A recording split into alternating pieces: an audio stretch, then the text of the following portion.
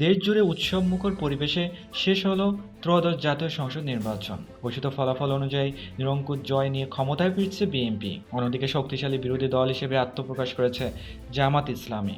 নির্বাচন কমিশনের ঘোষণা অনুযায়ী এবারে নির্বাচনে ভোট পড়েছে 59.44%। দেশের 299টি আসনের মধ্যে 297টি ফলাফল পাওয়া গেছে। এতে বড় জয় পেয়েছে বিএনপি।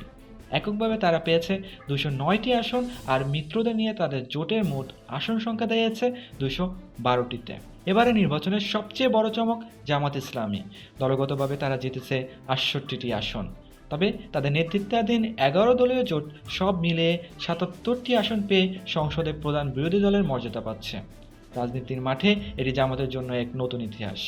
অন্যান্য দলগুলোর মধ্যে জাতীয় নাগরিক পার্টি 6টি এবং খেলাফত মজলিস পেয়েছে 2টি আসন।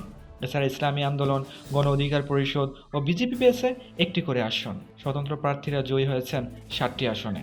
তবে আইনি জটিলতায় চট্টগ্রামে 2টি আসনের ফল স্থগিত রাখা হয়েছে। একই সাথে অনুষ্ঠিত হওয়া গণভোটে সংবিধান পরিবর্তনের পক্ষে হ্যাঁ ভোট পড়েছে 4,80,00,000, আর না ভোট পড়েছে 2,25,00,000। নির্বাচন কমিশন জানিয়েছে, সব নথিপত্র হাতে পেলেই দ্রুত গেজেট প্রকাশ করা হবে। শুরু হবে নতুন সরকারের পথ চলা।